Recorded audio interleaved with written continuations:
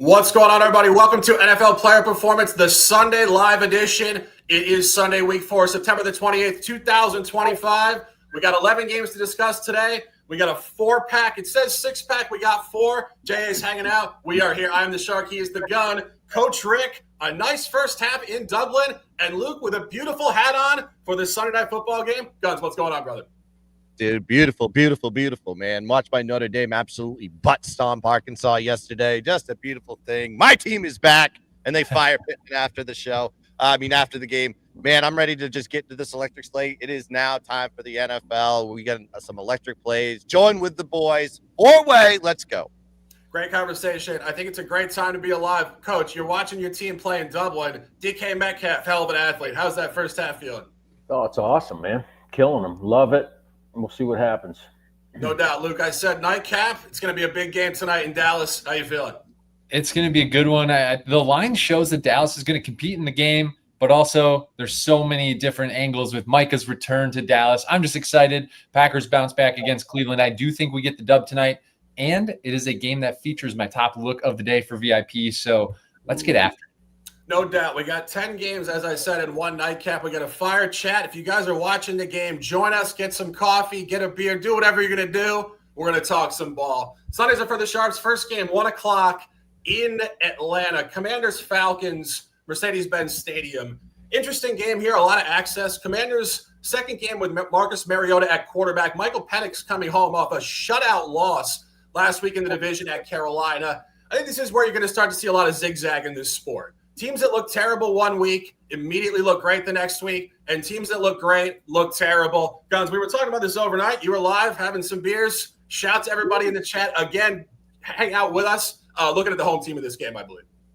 Yeah, well, actually, I'm looking in the prop market really on this one because, I mean, when I'm actually just delving into this one, it's very weird when we look at, like, Bijan Robinson's, like, receiving. You know, he's been kind of a primary target for them. But really low numbers in this one, and it kind of makes sense with Washington. They're good at defending the halfback in the passing game. I think we could probably look towards the receivers. This may be one of those situations that Drake London has a big game. We get the reception up on him. Maybe even hit Kyle Pitts. I know they struggle against the tight end on this one. This is kind of where I'm starting to delve into this game.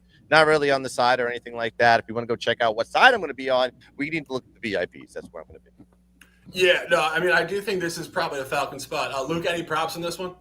Yeah, I'll kind of tag off what Gunz is saying. I think it's a receiver game. I like Mooney to go over. Darnell Mooney's been kept really in check so far this year. Last year, absolute breakout season. Of course, it was mostly Kirk Cousins. But I like what you said, Shark. Zigzag. I do have Atlanta winning this game, and I'm actually zigzagging on Bijan's prop. This is a free look for me. I like his rushing attempts over. First week, he was way under. He had just 12 carries and a loss. That's the key. Week 2, beat Minnesota, 22 carries and a win. Last week, of course, they got dominated, so he only got 13 carries and a loss. This week, I have them winning, so take his over on rushing attempts, over 17.5. And the last point on it is Penix Jr., of course, had 2 picks last week. Questionable performance. I think they absolutely pound the rock early and often. Book it, baby. Yeah, this is going to be my first free play. But, Coach, if you're not distracted by the domination of Pittsburgh, can you tell us something about Washington and Atlanta? Well, I can tell you that there's a bunch of dudes hurt for Washington. I mean, you know, Jaden Daniels isn't playing, but Terry McLaurin isn't on the field either. I think they have a lineman that's out, offensive lineman that's out. So that's going to hurt their offense. You know, I guess this goes kind of with what Luke's saying about Bijan. Like, they have to run the football, number one, to take pressure off of Penix. But when they do run the football, I think that shortens the game a little bit. So I actually lean towards the under here, and the line is telling you it's an underline. But Atlanta's the only team in the NFL right now, 0-3, no overs, 3 unders in the game, first half and second half. Only team in the NFL. Wow. Yeah. Yeah, no, I agree. Actually, these teams did play last year, late season, when Penix came in for Kirk Cousins. It was actually a Sunday Night Football game, Week 17, played in Washington. The game did go over in overtime, 30-24. But, of course, that game did feature Jaden Daniels. The books do like the under here. They had that game graded at 47.5. This has moved down 4 points. I see this finishing in the high 30s. And as I mentioned, this is just a spot to fade Washington. Washington's backup quarterback, Mariota, is really pedestrian. Last week, they kind of got away with it. A little cluster against Vegas at home, 60-yard touchdown run from McNichols. 90-yard punt return touchdown. Game was largely even other than those two outlier plays. I think this is kind of a purgatory spot. You got a backup quarterback. You got one at home out of the division. Fine. Now you go to a revenge game for the Falcons where they're going to be jacked up, and you get your starter back next week at the Chargers. It's a dead zone game. It's not where you want to back Washington at all. And final point on this, Coach talking about 0-3 and this and that. Well, the really interesting little dynamic here with Atlanta. Atlanta is actually 1-2 straight up. They've outgained their opponents in every single game. And last week they lost 30-0 at Carolina, and they outgained Carolina by almost 100 yards. You guys know how hard it is to lose by 30 points in pro football when you outgain a team by 100? I'll tell you how really quickly. Second half was pick six, downs, interception, downs, fumble. Penix, it's on you. Improve. Let's dominate. Keeping it moving here. Next game on the card, 1 o'clock in Buffalo. Saints, Bills in Orchard Park. Classic blowout special. We told you guys this last week. We said Seattle's going to absolutely hammer New Orleans. Well, they were up by 30 points at the half and absolutely laid down the hammer. I don't think it stops here. This has blowout written all over it. Gunz, any thoughts? This is your standard run-of-the-mill Buffalo Bills blowout line. And when we see these big lines like this, it's basically number one versus probably the worst team in the NFL. So this makes perfect sense. It's a day game. The crowd's going to be rocking. They're going to be smashing tables, jumping off the top of their freaking campers and all that stuff. This is what we look for. I would probably I was trying to look at the first half. The first half line is really weighted. You're seeing -9.5 on a -14.5 line. So I'm probably going to hit that first half. I think Buffalo comes out swinging and absolutely dominates this team today. Yeah, I mean, this is one of your more square handicaps. There's just a lot of talent gaps in the league right now. There's a couple really bad teams. New Orleans is probably the worst team in the league. Obviously, sometimes people get scared of these lines. Historically in NFL football, when you see over 2 touchdowns, it's not the sexy dog. Coach, any thoughts? Yeah, I'll go right along with Gunz. Guess what team has scored 0 points in the first quarter this season? Yeah. New Orleans. Yeah. I mean, Spencer Rattler, he's 0-9 as a starter. He's going to get 0-10 here. First quarter, they have not scored. Buffalo, like Gunn said, comes out swinging. I think they're third or fourth in first quarter points so far this season. First quarter spread -3.5. Buffalo's up, 7-zip, maybe even 14-zip. I like the first quarter. Yeah, no, I wouldn't disagree. Coach, you and I had a great conversation on Thursday Night Football about these quarters and these halves. And I said sometimes zooming in creates a lot of variance. This is where the Bills are just purely dominant. I think they'll come out here ready to go. Luke, any thoughts? I got 2 props for you in this game, 2 looks. One's a Saints and one's a Bills. The Saints is interesting. I think most people probably don't even realize how good Juwan Johnson has been at tight end. I got to read you the numbers because it's just mind-boggling. The dude has racked up 28 targets for a tight end that nobody was really talking about entering the season. 28 targets, 19 catches, almost 200 yards in 3 games. So Rattler is comfortable going Johnson's way. You have to lean on his overs, both catches and yards, simply because they're going to be down all game. So look at Juwan Johnson. And then I actually love an under for a Bills player, James Cook. He's been absolutely hammering the rock, outstanding from the running back position. But I don't think they use him too much today. They got to save him, save his touches. He's a quick athlete out of the backfield. Don't hammer him too much, Buffalo. I take under rushing attempts, under 17.5 for James Cook. Yeah, when I was looking at the market this week, we talk about this every show, but the Syndicate International market is actually betting the Saints today. This was at 15.5, and it's down to 14.5. So whoever's betting the Saints, thank you. We're getting a cheaper line here. This, in my opinion, projects to be just an absolute blowout. You've seen this time and time again with Buffalo. They just come out, they sling the rock. Josh Allen looks like he's literally playing in the park, and he just throws for 320 and 4 touchdowns. And I said it last week. It was going to get more difficult going to Seattle because they had played, this is the Saints, 2 consecutive games against the NFC West. Now they've played 3 consecutive games against the NFC West, have to stay on the road against potentially the best team in the AFC. Take the Bills here and let's cash. Next game on the card, more blowout stuff here, more out-of-conference ball. Browns-Lions, 1 o'clock in Detroit.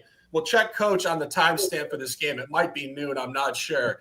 I think this is another blowout waiting to happen. Lions looked terrible in the opener at Green Bay. Since then, they are back. They have 2 new coordinators. It took one game. All of a sudden, blowouts, re-engaged. Browns off a win themselves. Definitely not where you want to buy. Coach, any thoughts? 1 o'clock start here in Detroit, Rock City. Yeah, I mean, Cleveland coming to town. We can all talk about how, Cleveland plays great defense, and they do. Their run defense, they only give up it's like 2.2 yards a carry or something. I mean, they're tough up front, but Detroit offensively just so dynamic. I wouldn't be surprised if you see Jared Goff get into the passing game early to kind of open up the defense where they kind of pass to run. I mean, this is a game where, it's every week. Like we talk about it every week. It's anytime touchdowns, take your pick. Jahmyr Gibbs, Montgomery, even St. Brown receiving touchdown. I like all those. But really, the one thing I think I probably like more than anything in this game is take a look at Joe Flacco and his pass attempts. Cleveland throws the ball more than any team in the NFL. And I think they just have to because they're not really running a football great. But today, I think they're going to be behind and they're going to have to throw it a ton. They throw the ball in 62% of their plays.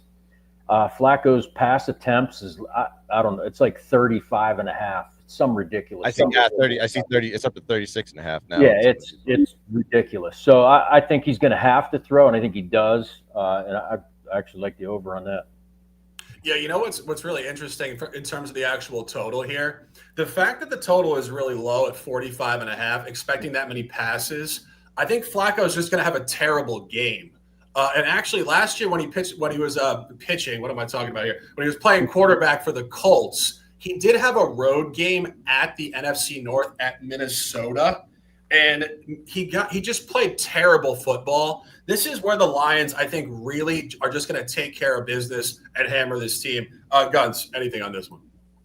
Yeah, I was actually looking at the Montgomery's numbers, and I just think his rushing yards are set low yesterday. Coming off that big game Monday Night Football, put up a ton of yards, scoring touchdowns and everything like that. But he's 45.5 right now that I'm seeing right now. I mean, he's averaging like over 70. So I think this is one of those situations going against good rush defense. I think probably the one prop that I'm interested in right now, and I may make it a free play on my Telegram, is Montgomery under rushing yards. Yeah, I mean, I think this is a really good prop game, actually. We've seen this in the last couple games, as I said, as these coordinators have figured it out, particularly the offensive situation with John Morton here. This is where Amon-Ra St. Brown is on absolute fire. And I was looking at some prop stuff midweek, and people were saying he's projected to come down a little bit. I love Amon-Ra. I mean, the guy, we said this last week, bodybuilder dad, went to USC. The guy's a gamer. Is he going to come down, Luke? What do you think? He's an absolute dog. I stayed off of him just because I don't exactly know how they're going to disperse the receiving yards in Detroit. I think it's hard to ask, but he's the stud to look to. I like what Gunz is saying. That's actually a really top look. Is Montgomery under? This Cleveland Browns rush defense is phenomenal. Their defense just in general. We saw it last week. They shut down the Packers entirely and had a surprise win. That being said, it's a letdown spot. So I like the Montgomery under. I also like kind of what Coach is saying. I don't know how efficient Flacco is going to be, but they haven't even let him rip it downfield much. It's just they're throwing a lot of intermediate passes. I like his yardage total over 216.5. I think that could fly over to 250 plus potentially. Yeah, no, I agree. Do either of you guys have another comment on this one? No. Okay, just jumping off this real quick. A lot of this stuff this week I said was zigzag. This is one of those zigzag games. Last week on this show, we told you Cleveland was going to cover against Green Bay. All of a sudden, 13 unanswered in the fourth quarter, outright win. This is not a team that you can expect to sustain success off of a win like that. And it actually gets even worse. They travel to London right after this game to play the Vikings in London. And we've seen this year after year. Teams before they go overseas play terribly. And this is really heightened coming off a previous win. And final point on this, the Lions just do not let up. My guy Tyone Blunt in the chat says, Detroit going to try to run up the score, not going to lie. Well, you're not lying, truthfully. If you see these games against the AFC, 2 games last year against equally lackluster competition, 52-14 against Tennessee, 52-6 against Jacksonville. Don't get cute with the dog here. Take Detroit and let's cash. Next game on the card, big time stuff here. More out of conference ball here, week 4. Panthers at Patriots at 1 o'clock, Gillette in Foxborough.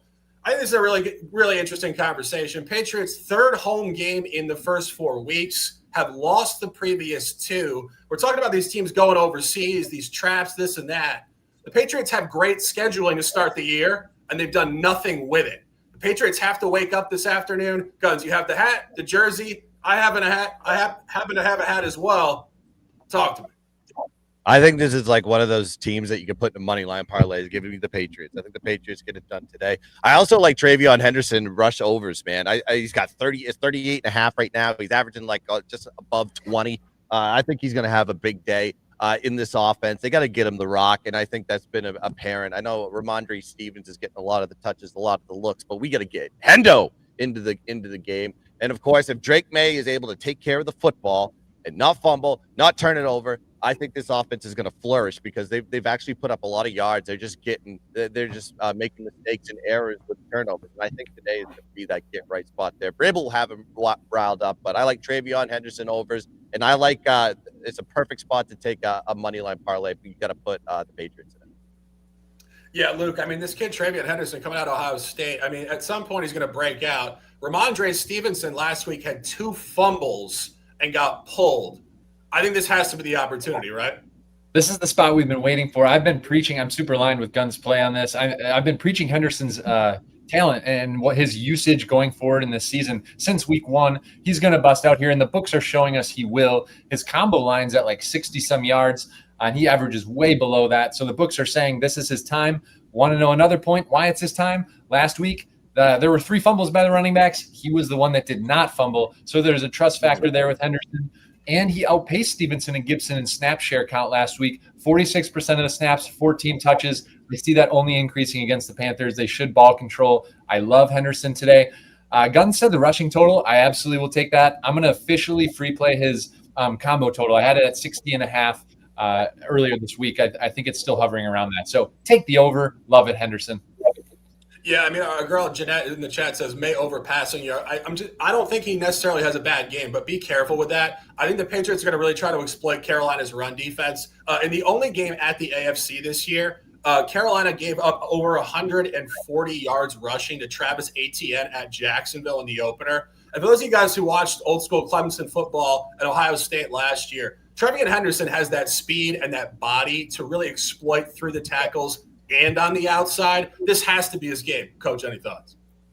Yeah, I mean, I evaluated Travion Henderson coming out of high school, and I mean, that dude I thought he was in his class. I thought he was the best running back. But this game, though, I think this is a New England win. That's why I kind of like Gun's take, where you take this in a money line parlay. I don't like the number, though. Patriots have lost, I think, 5 straight against the spread when they've been the favorite, so that 5.5 kind of scares me. It's a huge letdown spot for Carolina, though. So I think I would lean towards this, just because when you have an underdog coming off a shutout, there's only been a handful of them. So over the last 20 years, those teams are 18, 26, and 1 against the first half spread.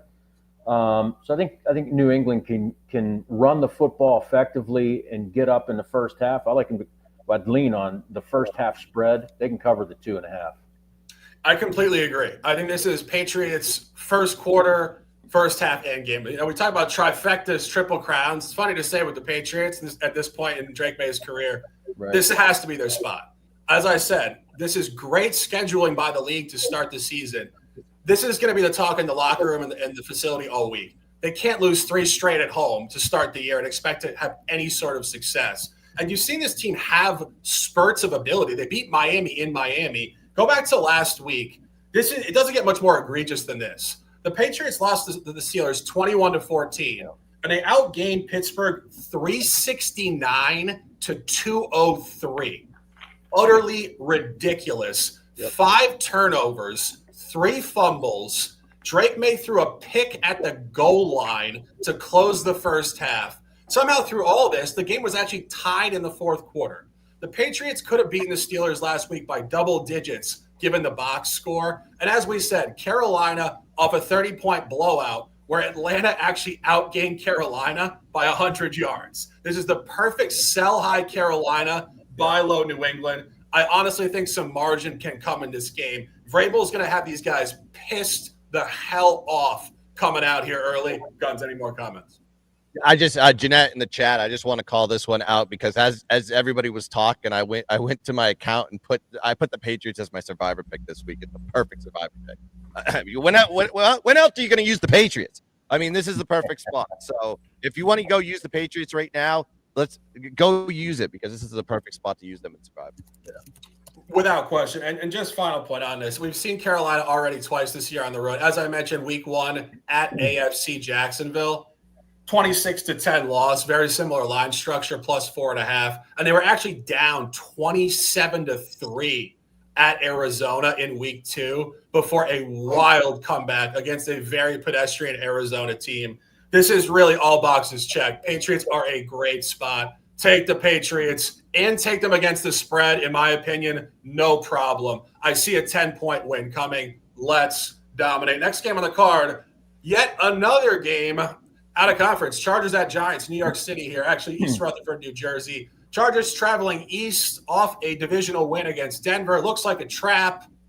I don't think so. Jackson Dart, welcome to the NFL. Giants, Brian Dable. We couldn't give him a better spot. Let's put him against Harbaugh defense. Why not? Dart's going to throw a couple picks today. Luke, I'll throw it to you first. Over in the interceptions market, you think? You could throw that in a parlay. I think it's getting pretty juicy, but yes, Dart's going to have a tough day today through the air. I think he maybe scrambles for a few yards because he's athletic. I have 2 Chargers props I love in this game. I love Herbert over 1.5 passing touchdowns. He hit this almost every game last season. He's cashing it again so far this year, except last week he only threw 1. So I love him to have 2 today. So that's Herbert over 1.5 passing touchdowns. And then almost like a buy low spot here at this point. His line has come down. I love a buy low for my guy, Ladd McConkey. He was my number 1 profitable player last year in the prop market. I took Ladd over almost every week. He cashed almost every single time, truly. Last year he had 1,100 yards as a rookie. So this year he hasn't had as much success dealing with a little bit of injury. His line's only 62.5 yards. I love the over here against this Giants defense. I think we've seen that they've given up tons of yards to like CeeDee Lamb out of the slot. They also played who was it the first game of the season here? They allowed another huge slot day. I just want to not misquote it. The Giants, yeah. Washington? Dallas. Washington. It was Washington. Yeah, and Deebo Samuel. So he was all over the field out of the slot.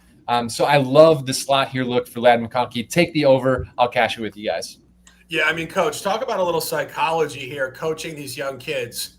Are the Giants just insane? Couldn't they have waited one more week to give this guy a chance in his first start?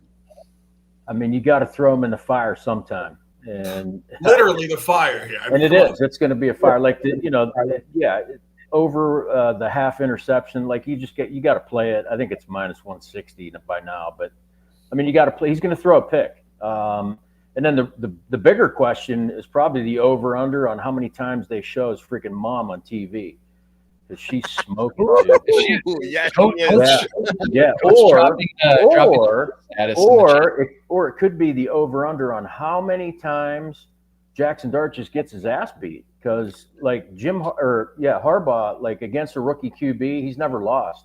If I remember, I think it's 4-0 or 5-0, and cover the spread too. So he's going to come after him. He's going to give him tons of different looks. They've got all kinds of hybrid dudes. Derwin James will float around, and he'll be in coverage. Then he'll be rushing the passer. And Jackson Dart's just going to have. I mean, it's tough. It's tough being a rookie and having games under your belt. It's even harder when you're doing it for the first time. So I think this is it's a Chargers somehow, some way. The way I like it actually is just that LA comes out early, gets after Dart early, and you can get their first half spread minus 2.5. So I like the Chargers in the first half. Yeah, I mean, this is kind of what we said with the Lions, where some of these teams, some of these coaches, it's Campbell, it's Harbaugh, they just don't let up. There are no trap games for Jim Harbaugh. Gunz, I believe you align along these points here. Yeah, with Jackson Dart's mom, this is the time where you need to get you got to get Musburger back, and every time they show him, like, "Whoa, what a woman! You're a beautiful woman!" That fucking old bastard. But I think this is another good money line leg here, and I just did one real quick as we were talking. Patriots, Chargers, you can get at -116 money line. That's kind of how you got to play this one. I mean, I think the Chargers do dominate this one. First start for Jackson Dart. Everybody's excited. I get it for the Giants, but we've seen this before. Rookies in their first start never do well in that first game. They got to get immersed into some reps and everything like that before they actually get going. So I like putting them on a money line parlay leg, and I just think they get crushed today. Sorry, Bernsey. Yeah, no, as I said, like, Bernsey and I think Gunz was in the pre-show. We were talking about how these lines are constructed. Don't be deceived by these numbers in the NFL. The numbers in the NFL move very slowly. To get adjusted to basically a championship level team who would be laying 10 points on the road takes years, literally. You rarely even see Buffalo, Kansas City, Baltimore lay that type of number on the road. This is a Chargers team that hasn't made it past the first round of the playoffs in like a decade. So this is a really strong line here. And go back to last year. They don't lay down in these spots. They hammer these young quarterbacks. 2 spots last year at Carolina, week 2, 26-3 Chargers, no problem. And late season against Drake May in New England, 40-7. Anybody who wants to say this is a trap spot for traveling east early off a big divisional win against Denver, guess what? Both of those games last year were both off home divisional wins traveling east. This is their spot. Take the Chargers and let's cash. Next game on the card, big time stuff here in Tampa. Eagles Bucks at 1 o'clock. And this is a revenge game from last year. We saw this last year. Eagles lost 33-16 to the Bucks. I said this last week, and I said it on X. I thought maybe that this would be a Bucks spot. I started to go into more detail. I think the Eagles actually might get their revenge here. Gunz, any thoughts? I mean, I'm looking at the prop market again on this one. I think it's a good spot to take AJ Brown, his receptions and his yards. I think he's overdue to have one of these monster games. I know the offense has kind of been a little bit lackluster here for the Eagles, but they're winning games. And I just think in this spot, offensive line is really banged up here for the Bucks. And I just think to me, this Tampa team is just getting lucky. How many times does Baker Mayfield get the ball with 2 minutes to go? I mean, come on. And I know he's not really playing the best of the best teams here. I think if that happens today, I think this Eagles defense will be able to make the stops. I think this is a bad spot here for the Bucks, but I'm telling you, the props here, AJ Brown's going to have a big game. That's in my opinion. Yeah, interestingly enough, when I was looking at the box score last year in this game, of course, this was Saquon Barkley's first year last year with the Eagles, only his 4th game. He had 84 yards in Tampa in a blowout loss on only 10 carries, 8.4 yards per carry. The line is short, so I don't know what's going on with this line. I kind of have a feeling this is the Saquon breakout game here. Luke, did you look at Saquon today? I like it. Yeah, it's coming. Like, it's absolutely coming. I also saw a lot of I looked at all of the props in this game. Just generally speaking, I like the under. I just want to comment on that. A lot of the yardage props are all down. And some of the guys are even injured, like Ibuka's stepping in, no Mike Evans now. So it's him, Sterling Shepard, and Chris Godwin's back notably, but his line is low because they don't know how much he's going to play. So a lot of the props, I think, are unders in this game. But I like Saquon to get it done. I think he gets the ball 20 plus times. And the reason I like the under is it's going to be a lot of running. Like, it's going to be a clock eating game. There's going to be 8-minute possessions in this game. I love the under as a look here. And then one other thing I do like, this is more of a sharp take, a sharp angle. I mentioned this on the show with Jay earlier this week. People will roll their eyes at this take, but take Baker Mayfield under 17.5 rushing yards. He's been pretty much the best rushing quarterback in the NFL in terms of 10 yards per carry. He's got 120 rushing yards through 3 games. That's super outlier compared to what he did last season. So I love the under here. Books keep his line low. They have not adjusted it high, which means they expect regression. Take the under. Couple looks there. Book it, baby. Yeah, Coach, anything in this one? I think they just have to get Saquon rolling. And his only road game this year, actually the game at Kansas City, he did have 88 yards, which is far more than he's outputted at home. Saquon game, what do you think? Absolutely. I mean, how does Philly win games? They run the football. And then to what Luke said, when you run the ball, of course, the clock runs. The total opened at 48.5, I think, down 5 points. I mean, this thing screams under. I also think it screams Philly because that line was 1.5 when it opened. So why was Philly all of a sudden a 3.5 point favorite? The winning games in the fourth quarter, like that's just unsustainable to keep doing it over and over and over. I think the Eagles can win the game. I don't like the number myself, but buy the half point, buy the full point if the price is right. But I do like the under in this one. Yeah, you know what? As I said, when I first looked at this game, just candidly, total hot take, I thought Bucks. I was thinking, we said it last week, the Bucks are going to lay down to the Jets against the spread and then play up to the Eagles, which is what they did last year. But then I started to go through it, and I realized this is not the Eagles from last year. If you guys remember, going back 2 seasons ago, Philadelphia actually finished the season totally falling apart, 1-5, and then taking a blowout loss in Tampa in the playoffs. Then they started last year flat. The blowout loss at Tampa last year actually jump-started their entire season going forward to the Super Bowl. So oddly, they just had this weird flat end of 2023, start to 24. But other than that, they've been dominant. This is a double revenge game. They've gotten their ass kicked 2 straight times in this stadium. I think they're going to have a lot more focus in this game. And as Gunz said, this is Tampa just playing with fire. 3 straight wins, all by 1 possession on game-winning drives late. Philadelphia is going to come in here, lay down the hammer. This team has been better on the road in the last 2 years anyway. I think it's a Philadelphia spot. We'll give it to you for free. Take Philly around 3.5, and let's cash. Hey, Shark, I'm going to interrupt because I like 2 comments in the chat here. I just want to give the guys a shout out. Bill, I do like Goddard over receptions for the fact that Todd Bowles blitzes all day. Like he literally blitzes more than almost any other coach besides Brian Flores in Minnesota. So Goddard is going to be the quick catch guy. I don't know how many yards he gets. Totally agree with the take on receptions. And then below that, Tommy Turnbuckle, or I guess above it in the chat, I could not agree more with what Bowles is going to do here. Hurts is horrible against the blitz, like really bad. And so what he does is he scrambles or he takes a sack or once he gets off his first read, he's not good. So I actually love Tampa's defense here to force them to run the ball. I just love the Eagles run game here. And I'm going Hurts under. Love that too, Tommy Turnbuckle. Yeah, and just to emphasize this, going back last year, like some of these games that I think people didn't think Philadelphia would play well on the road, they blew out the Rams 37-20. They absolutely annihilated Dallas 34-6. There was a game in Week 8 last year against the AFC. They were a short favorite at Cincinnati. They blew out Cincinnati 37-17. It's just they've taken on a road mentality. And we talk about these teams that go to the Super Bowl. Of course, they've been to 2 Super Bowls in the last 4 years. They need spots in the regular season that really kind of piss them off. I think this is one of them.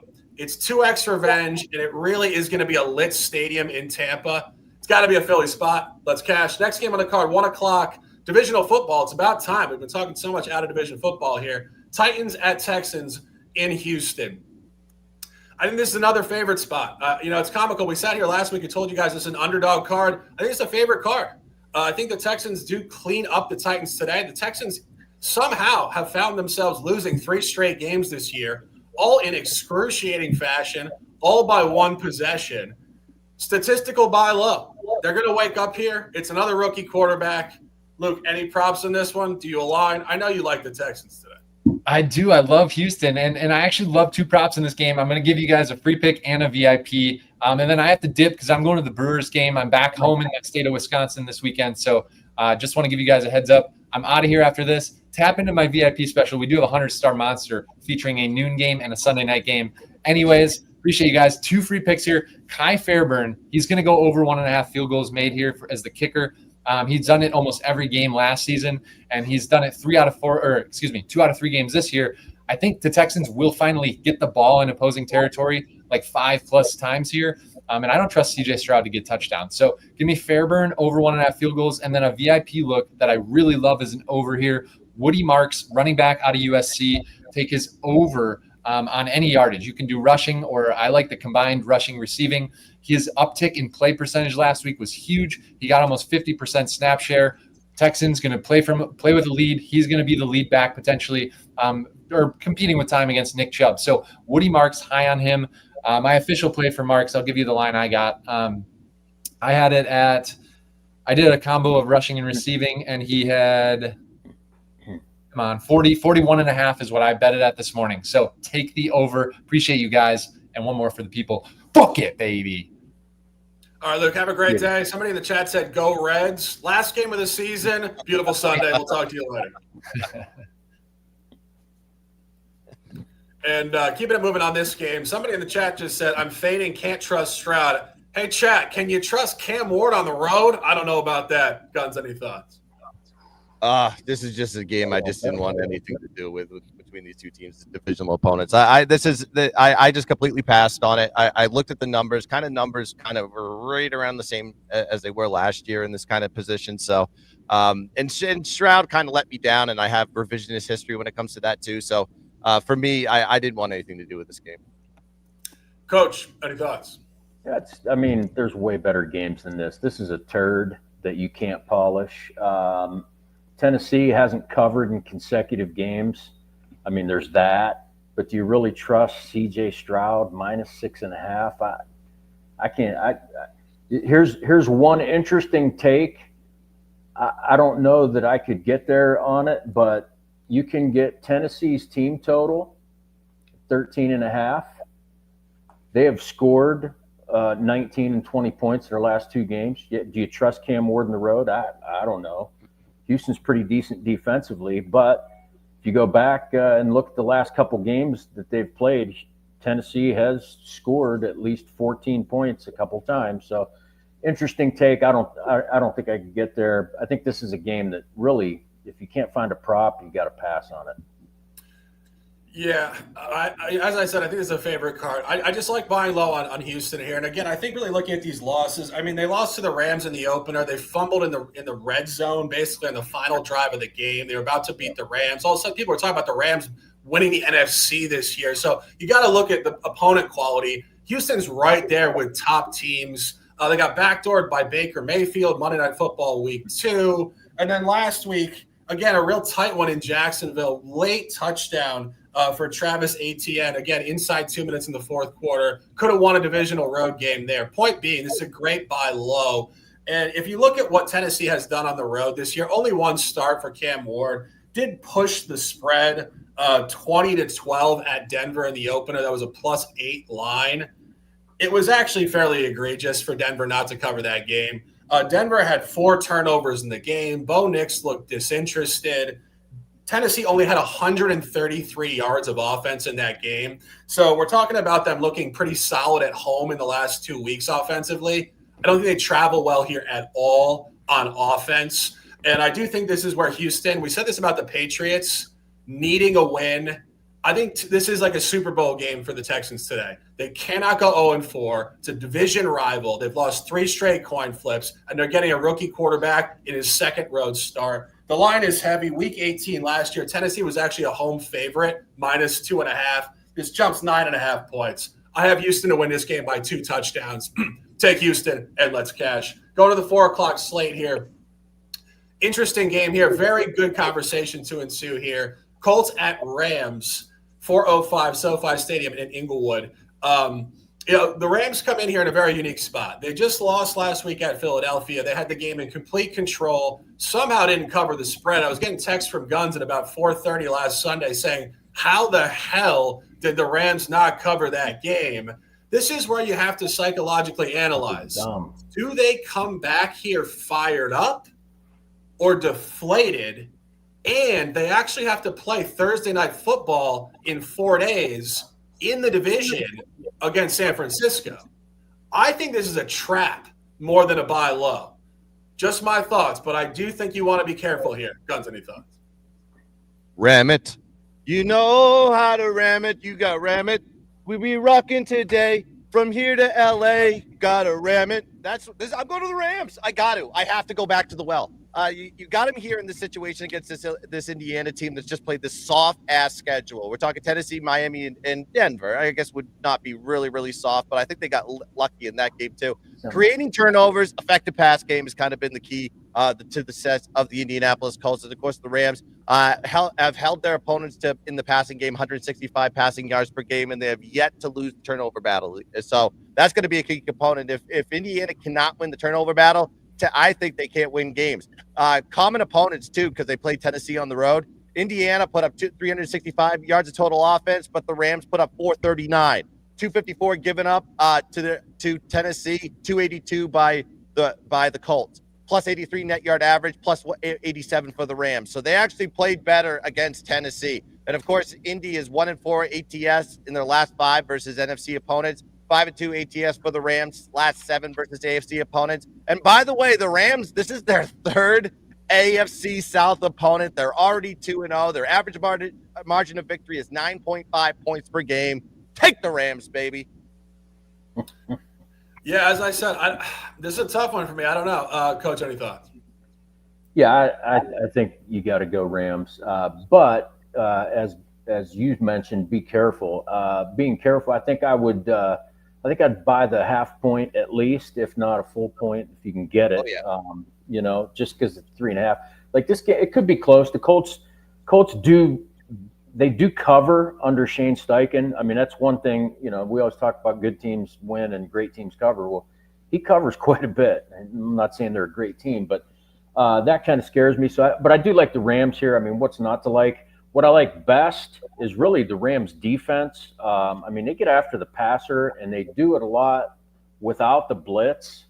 So the interesting take. I don't know if many people know Byron Young, but I mean, the guy has 4.5 sacks already. I like him. You can get over a quarter sack. He just needs a half a sack, and that's actually at plus money. So Byron Young over a quarter sack. I think it's like plus 105. So. Yeah, I mean, that's an interesting play for sure. Very obscure. Coach always with the obscure plays here, but I wouldn't disagree. I mean, I'm not totally familiar, but I like it. Just jumping off real quick into this. Again, I just think this could be a tighter game than people expect. We've been waiting to buy Indianapolis here for like literally 2 years. Shane Steichen comes over here from the Eagles after a Super Bowl run. He didn't really have a quarterback, and it's crazy to say that Daniel Jones is his quarterback, but this team is functioning at a really high level offensively, incredibly well balanced. If you watch their games, Jones is passing great, and the run game is also great. I think you're actually going to see a lot of points in this game. I think this is kind of where the Rams might actually cover this, like Gunz said. And I know a lot of people do like the Rams, and this is not like really a big-time take for me on Indianapolis. It's more just a psychological angle here. I do think you're going to see a lack of defense. I think they're going to be fatigued from the Philly game and kind of looking ahead and reserving energy for the San Francisco game. And truthfully, if you're the Rams, you won a Super Bowl 4 years ago, 3 years ago, whatever it was, an out-of-conference opponent with Daniel Jones at quarterback is not a spot you're just circling on your calendar. So I think you're going to see a high-scoring game, tight, could be a 4-point game, 5-point game, something like that. Good conversation. Let's dominate. Next game on the card, big time stuff here. 425 at Arrowhead. Ravens at Chiefs. Ravens are 1-2. Chiefs are also 1-2.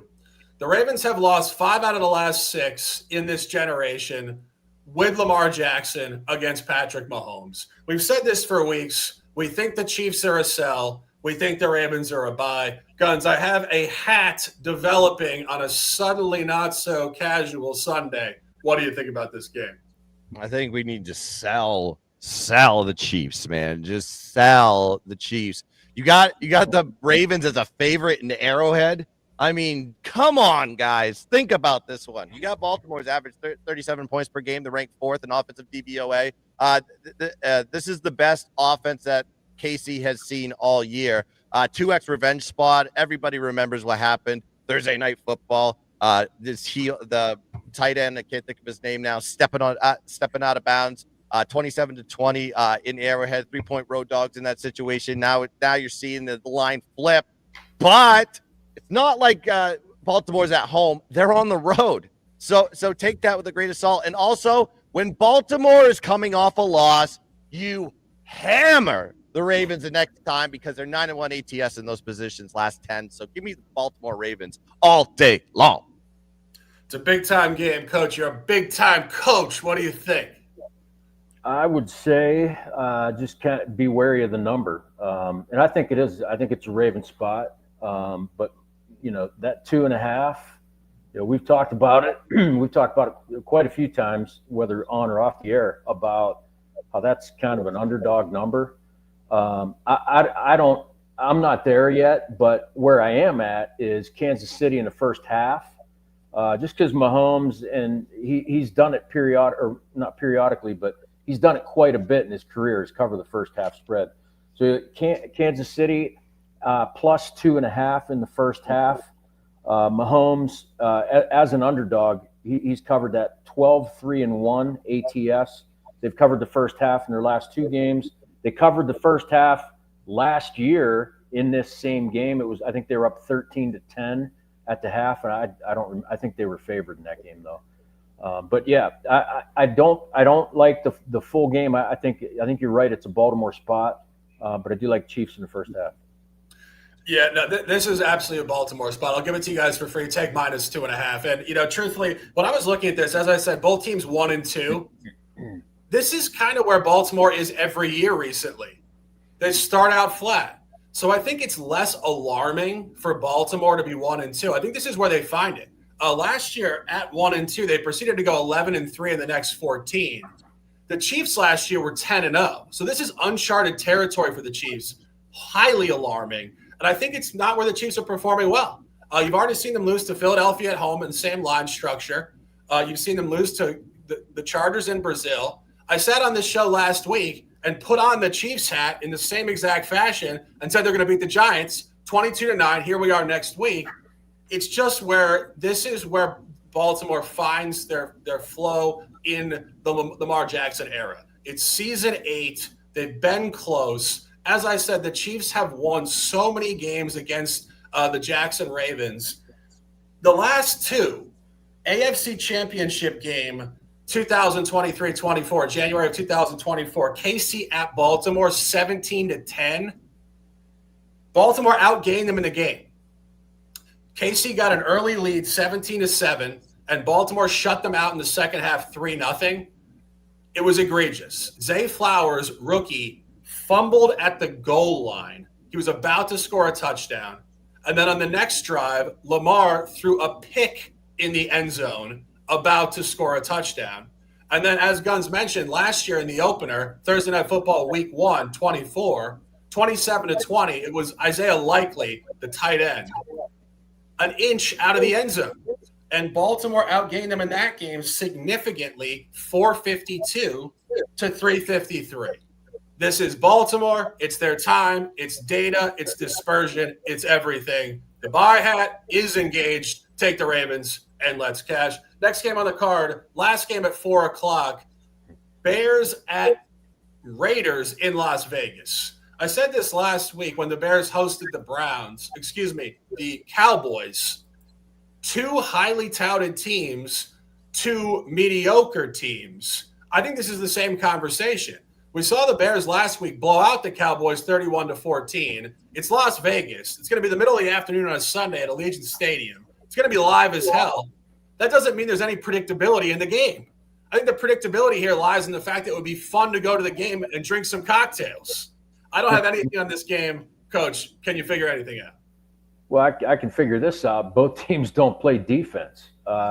Defense is optional, which, you're on a fast track in that dome there. Vegas 23rd in total D, 24th against the pass. They gave up 41 last week.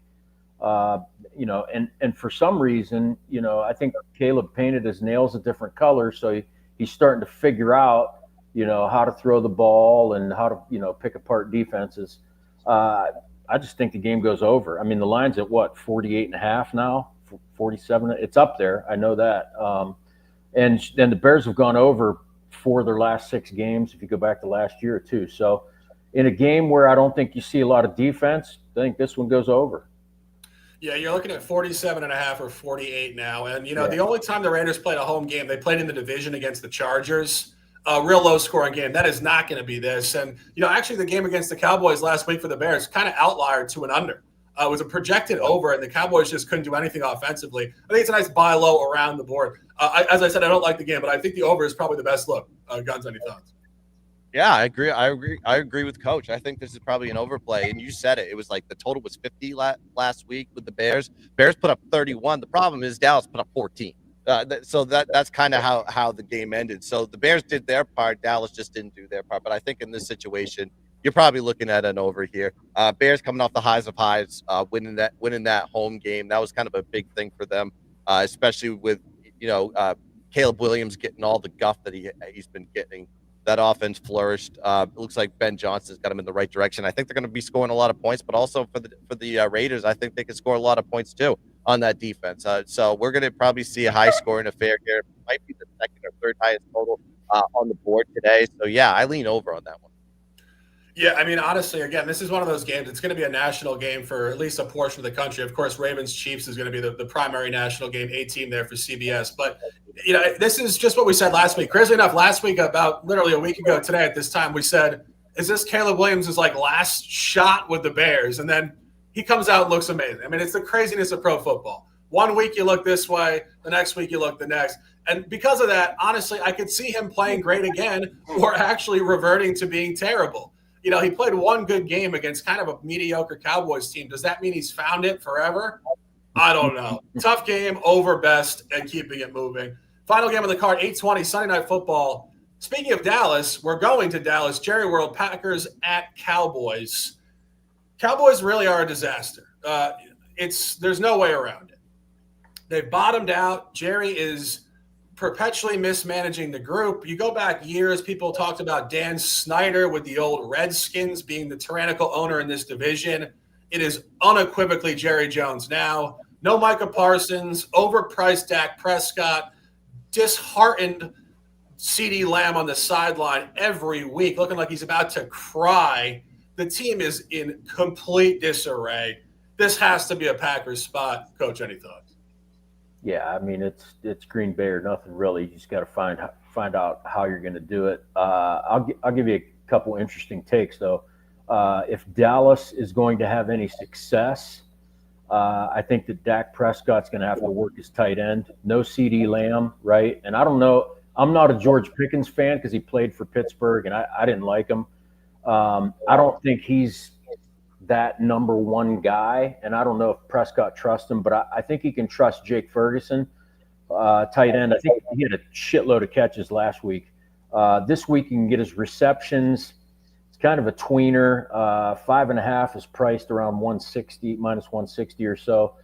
Over 6.5, it's plus money. So one of those two. You look at his receiving yards as well. I think he had 80-some receiving yards last week. So I like some form of Jake Ferguson's prop. The other is going to the Green Bay defense. So we all know that, Micah Parsons comes back to Dallas and it's, blah, blah, hoopla, whatever. They're going to make a big deal about it. I like Parsons in the sack market, but I also like Rashawn Gary as well.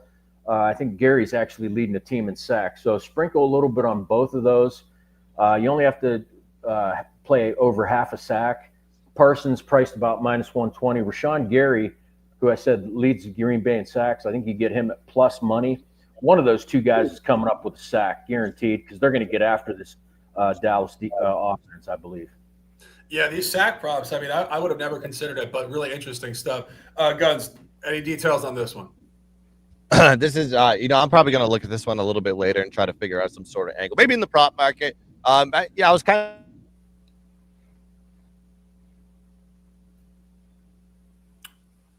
Did we just lose the gun here? I think he went out. Frozen in time. All right, I'll jump off the take here. As I said, I think this is a Green Bay spot, and it's better than just saying kind of squarely that Dallas is terrible. Green Bay is better. You're getting Green Bay off a loss.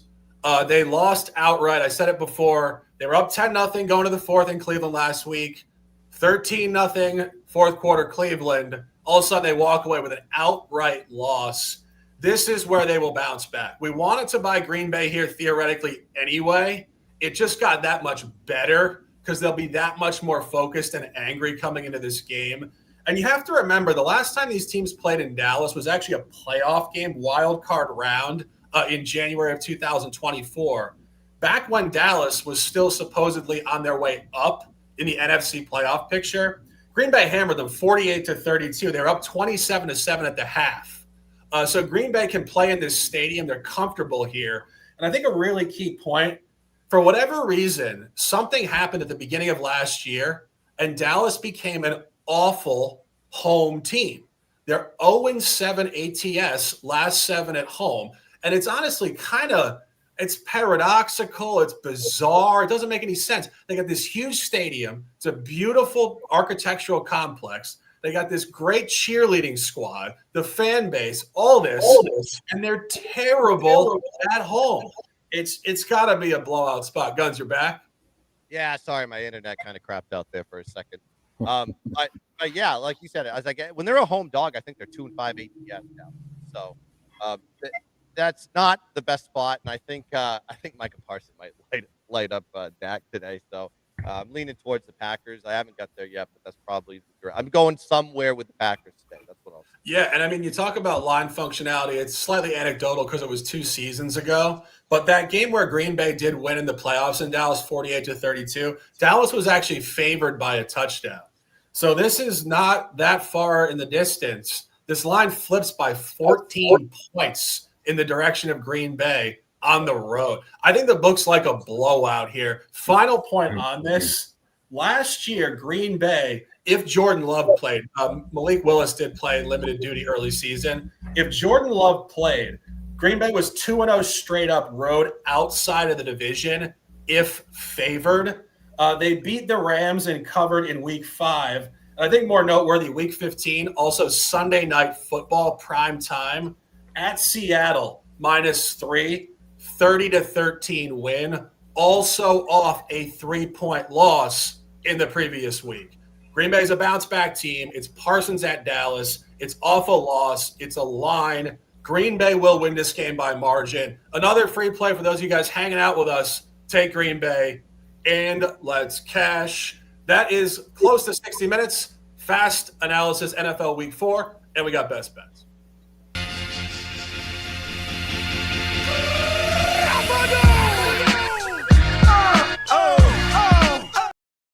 Sunday is our For the Sharps NFL Week 4. The Shark, the Gun, the coach, Luke Shuey on his way to the Brewers game.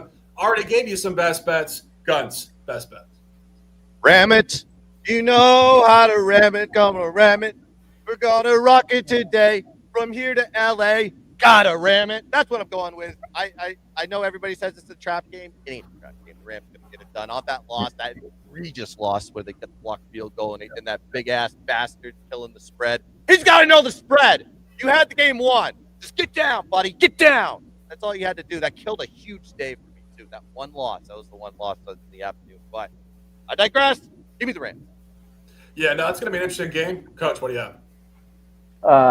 Best bet, I think Jackson Dart's going to struggle. I think he throws a pick. I like that.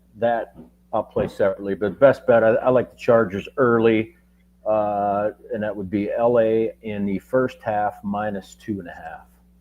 All right, I'm giving you guys 3. It's a favorite card. Don't ever think about it like, oh, this is a favorite. They can't. It's nothing like that. This is just where we see margin coming in these games. We got the Patriots at -5.5, Ravens -2.5, and the Packers at -6.5. Let's put together a quick parlay. I think it's going to be a good one because we got a lot of favorite money lines. We might cash this one today. Gunz, want to start it off? Yeah, I mean, let's put the Patriots on there. Let's put the Chargers on there. There's 2. I got to put. We want to put the greasy -14.5 Bills on there too. Absolutely, got to. Yeah, yep. 3. Who else? Who was the -1700 in college the other day? Was it Utah? Toledo. I forget what we forget, but either way, it cashed. I mean, we almost cashed that yesterday. But anyway, not trying to get off track here. Okay, so Burnsy, I think putting this on record here. Coach, give us a couple more. You could throw Detroit in there. Yep. Detroit money line. The under in the Washington and Atlanta game. So that's under 43.5. I like that. We'll put on the Packers, and we will go with the Texans as well. Yeah, the chat got it. It was Toledo. Toledo. Yeah. It was Toledo. Yeah, and they blew them out massively, like 48-3. Yeah. Yeah. Okay, so that's 6, I think, right? Or is that 7? 1, 2, 3, 4, 5, 6, 7. 7. All right, can we get that up on the screen? All right, this is parlay week 4. Pat's money line, Chargers, Bills. Bills was actually supposed to be money line, I think. Bills money line. Yeah, we're not going to do that. Yeah. Lions money line under in the Washington Atlanta game. Of course, that's a backup quarterback situation for Washington. Packers money line late night, and Texans 0-3. You're going to get a win here. Let's cash it. That's an hour. It's the fastest hour you will find, I promise you, on the internet with this level of data, hype, analysis, and conversation. Gunz, give them some words. I will close it out. Yeah, shout out to the chat. Shout out to everybody that's joined. Make sure you like and subscribe to the Jay Cavalier channel and follow us on Instagram. Why Lose Shark, Why Lose Coach, and Why Lose Guns. Check out our Telegrams. Check out the deals. We put our VIPs out there. I got a max bet today, so go sign up for that one. $50. And if it doesn't cash, by God, you're getting a month. So let's dominate the day. Back to you. Sundays in the fall are my favorite days of the year. This is the first Sunday of the fall. I can't believe we're here, Coach. How you feeling? Yeah. What are you going to do? Close us out. Yeah, it's a beautiful day here in Detroit. Not going to the game, but we hanging out. We'll be watching some ball all day. Like Gunn said, all of us have tons of picks, and you can find the free ones. You can jump on our VIP stuff. You'll find that stuff on our Instagram, Telegram, et cetera. I'm not a big hype guy, but hey, I say it all the time. Like, we don't know everything and we don't win them all, but we do know a lot and we do win a lot. So thank you for, your patience and listening to us, as we talk about the thing we love, sports, football. We appreciate you. Thank you. Hope that you tail us and win big today. You got something else? Yeah, one more thing. I forgot to get. If you go to my Telegram right now, the college football morning parlay people. We had a team meeting last night. We put a parlay together. Right parlay.